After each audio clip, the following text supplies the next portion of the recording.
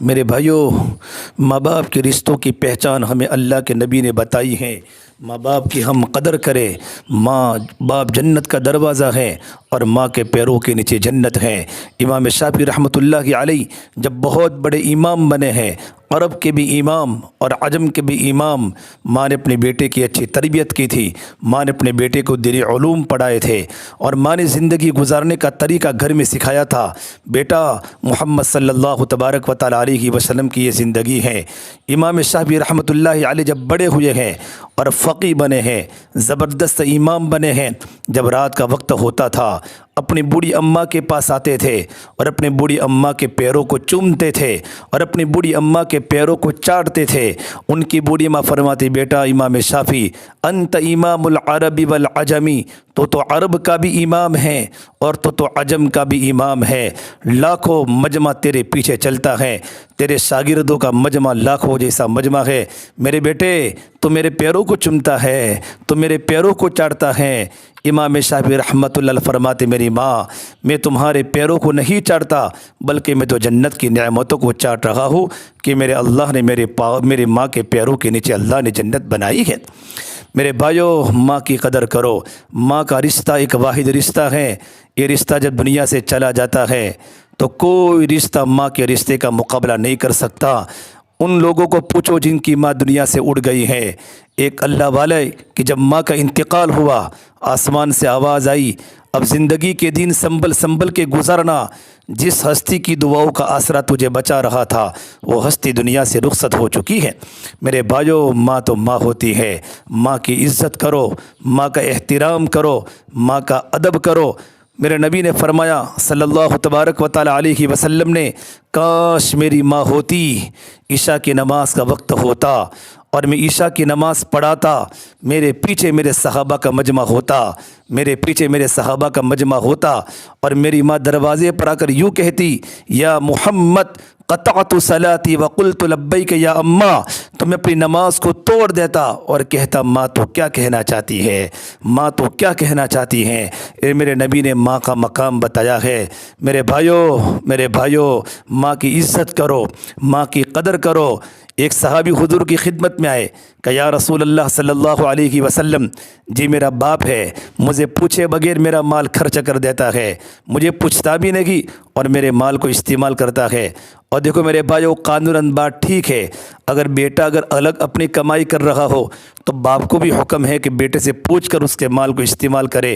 باپ کو بیٹے کے مال کے استعمال کرنے کی شرط اجازت نہیں دیتی۔ اسی قسم کا کیس تھا، اللہ کے نبی صلی اللہ تبارک و تعالیٰ علیہ وسلم کے سامنے شکایت کی۔ آپ نے کہا بھائی اس کے ابا کو بلاؤ۔ تو ایک انسان دوڑتے دوڑتے ان کو بلانے گئے، پوچھا بھائی مجھے کیوں بلایا؟ پتہ چلا کہ تیرے بیٹے نے تیری شکایت کی ہے، اور ان کو پتہ چلا میرے بیٹے نے میری شکایت کی ہے۔ بس وہی وہ تو ٹوٹ کے گر گئے، ان کو دکھ ہوا، انہوں نے دکھ ہوا، آنکھوں میں آنسو روا ہو گئے، اور انہوں نے کچھ اشعار پڑھے اپنے دل میں، زبان سے ایک لفظ نہ بولا، نہ زبان ہلی، چونکہ دل کا درد دل میں ہی ہوتا ہے، اور دل سے اشعار پڑھے اور شاعر کہتے کہتے حضور کی خدمت میں آ گئے۔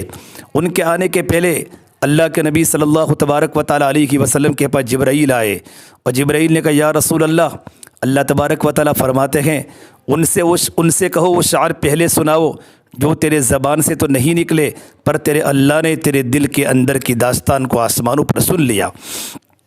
وہ صحابی حضور کی خدمت میں آئے، آپ نے کہا بھئی تمہارا کیس تو بعد میں سنا جائے گا، پہلے بتاؤ تم نے کون سے اشعار پڑھے ہیں جب تم کو بلایا گیا؟ وہ کہنے لگا یا رسول اللہ، آپ صلی اللہ تبارک و تعالیٰ علیہ وسلم کا اللہ بھی واہ واہ، کیا کہنے، یقیناً میں گواہی دیتا ہوں کہ آپ اللہ کے رسول اور پیغمبر ہیں، اور اللہ تبارک و تعالیٰ ہمارے ایمان کو بڑھاتا ہی رہتا ہے۔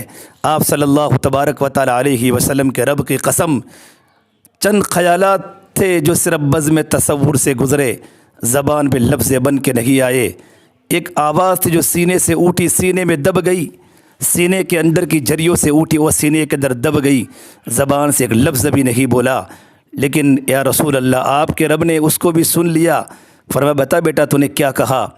کہا یا رسول اللہ میں نے دل میں یوں کہا، غزوتک مولودا ومنتک یافعا، تعل بمجنی علیک وتنہل اذا لیلة ضافتک بالسقم لم ابت لسقمک الا ساہرا اتململ کأنی انا المتروق دونک بالذی طرقت به دونیق عینی تحمل تخاف الردا نفسی علیک وانها لتعلم ان الموت وقت مؤجل فلما بلغت السن والغایة التي الیہا مدی ما کنت فیک اؤمل جعلت جزاگی غلظة وفظاظة کأنک انت المنعم المتفضل فلیتک اذ لم تدع حق ابوتی فعلت کما الجاد المصائب یفعل فاولیتنی حق الجوار ولم تکن علی بمال دون مالک تبخلو۔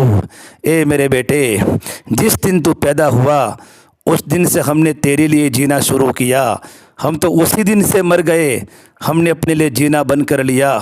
میرے بیٹے، جس دن تو پیدا ہوا اس دن ہم نے اپنے لیے جینا چھوڑ دیا، ہم نے اپنا سب کچھ تجھ پہ لگایا، تیری ایک مسکراہٹ دیکھنے کے لیے گرمی اور سردی کے تھپیڑوں کو سہتے رہے، دکھ اور درد کو جھیلتے رہے۔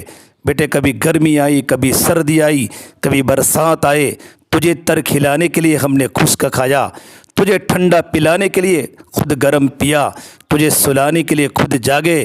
بیٹے، ہم دھوپ میں سوئے، تجھے سائے میں سلایا، تجھے سوکھ میں رکھنے کے لیے خود دکھ اٹھائے، تجھے ٹھنڈی ہواؤں سے بچانے کے لیے ہم تیری ڈھال بنے۔ میرے بیٹے، تجھے دھوپ سے بچانے کے لیے ہم تیرے لیے سایہ اور چادر بنے۔ جب کبھی تو بیمار ہوا تو تجھ سے زیادہ ہم بیمار ہوئے، تیری آہ پر ہماری ہائے نکلتی، تیرے آنسوں پر ہماری چیخیں نکلتی۔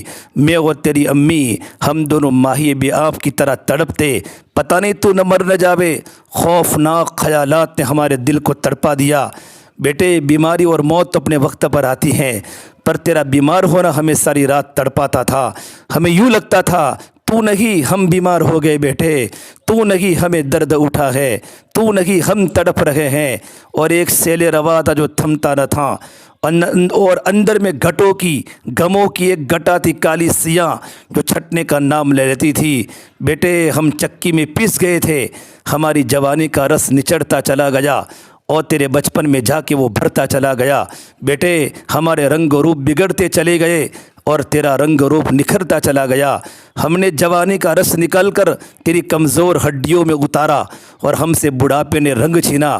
جوانی نے تجھے شکل بخشی، روپ بخشا، بڑھاپے نے ہمارے پتے جھاڑ کے رکھ دیے اور جوانی نے تجھے بار آور کر دیا، سرسبز کر دیا، تو لہرانے لگا۔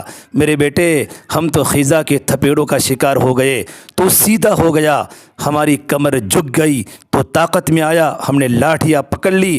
اب ہمیں امید لگی جیسے ہم انگلی پکڑ کے چلے، جیسے ہم نے اس کے پیشاب پخانے دھوئے، جیسے ہم نے اس کو لوریاں دی، جیسے ہم اس کے لیے روزے تڑپے جاگے، اور کچھ نہیں۔ اب بیٹا ہمارا حال پوچھے گا، ہمارا بیٹا ہمارا خیال رکھے گا، لیکن میرے بیٹے ایک دم تیرے تیور بدلے، تیرا منہ چڑھ گیا، تو دوست کو قریب کرنے لگا، ہمیں دھکے دینے لگا، ہمیں گریبان سے پکڑ کے جھنجھوڑنے لگا، تو دوستوں کی محفلوں کی زینت بنا۔ ہم نے کبھی تجھے پکارا تو تیرے تیور بدلے، تو نے بڑی سخت آواز میں کہا کیا سر کھاتے ہو؟ تو ہم دونوں بیٹھے، دونوں پریشان رو رہے تھے۔ بیٹا، ہمیں ایسا لگا کہ ہم نے تجھے نہیں پالا، تو نے ہمیں پالا ہے، ورنہ کتا بھی احسان مانتا ہے۔ بیٹے، تو انسان ہے، یہ احسان کیوں نہیں مان رہا؟ میں اپنی 40 سالہ زندگی کو جھٹلا رہا ہوں، میں نے اپنے بیٹے کو نہیں پالا، میں نے اپنے بیٹے کو نہیں پالا، میرے بیٹے نے مجھے پالا ہے۔ جبھی تو اس کا تیور بدلا، اس کا منہ چڑھا۔ اچھا میرا بیٹا، تو بیٹا نہیں بنا تو کم از کم پڑوسی تو بن جاتا۔ پڑوسی بھی آ کے پوچھ لیتا ہے، پڑوسی بھی آ کے پوچھ لیتا ہے، فلیتک اذا لم تدع حق ابوتی فعلت کما الجاد المصاقب یفعل فاولیلتی حق الجوار ولم تکن علی بمال دون مالک تبخل۔ میرے بیٹے، پڑوسی بھی تو حق پوچھ سکتا ہے کہ چاچا کوئی ضرورت ہے، کوئی چیز چاہیے، تو پڑوسی بھی نہ بن سکا تو بیٹا نہیں بن سکتا تھا، کم از کم پڑوسی بن جاتا۔ میرے بھائیوں، یہ وہ دردناک داستان ہے جو الفاظ کے روپ میں جب ان کی زبان پر آئی، آپ صلی اللہ تبارک و تعالی علیہ وسلم کی آنکھوں سے آنسو ایسے جھڑے مسلسل کہ آپ کی داڑھی مبارک آنسو سے تر ہو گئی، اور آپ صلی اللہ تبارک و تعالی علیہ وسلم نے اس کے بیٹے کو گریبان سے پکڑا اور کہا دفع ہو جا، انت و مالک لی ابیک، تو اور تیرا مال سب کچھ تیرے باپ کے لیے ہے۔ میرے بھائیوں، ماں باپ کے رشتوں کی پہچان ہمیں اللہ کے نبی نے بتائی ہے۔ گھر کی زندگی ہمیں اللہ کے نبی نے بتائی۔ بیٹی ہو گئی ہے تو منہ چڑھ گیا ہے، ارے بیٹی کیوں ہو گئی؟ بیٹا ہوتا، پھر بیٹی ہوئی، پھر بیٹی ہوئی۔